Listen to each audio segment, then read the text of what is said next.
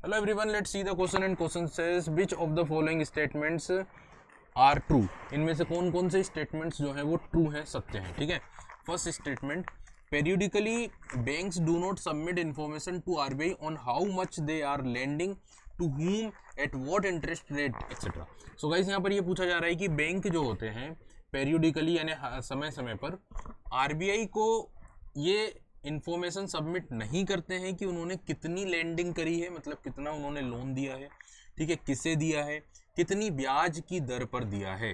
तो ये गलत बात है, ठीक है, that is wrong statement. Actual में बैंक बताते हैं, पेरियोडिकली वो आरबीआई को ये अपनी रिपोर्ट सबमिट करते हैं। तो ये स्टेटमेंट इनकरेक्ट है, इसलिए हमारा आंसर नहीं होगा, हमें ट्रू बताना है।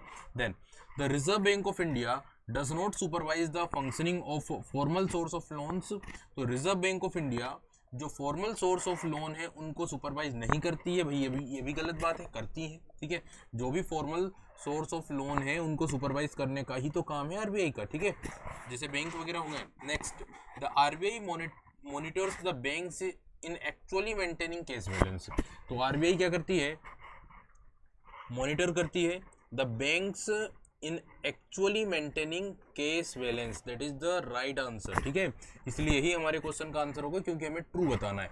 तो आरबीआई क्या करती है, मॉनिटर करती है कि किसी भी बैंक ने अपना जो केस बैलेंस है वो मेंटेन किया है कि नहीं किया, एक्चुअल मेंटेनिंग केस बैलेंस है कि नहीं। ठीक है, none of the above statement is are true. So the right answer of this question is option number C, because option C जो है वो ट्रू है। आई होप आप लोगों को ये कॉन्सेप्ट क्लियर हुआ होगा।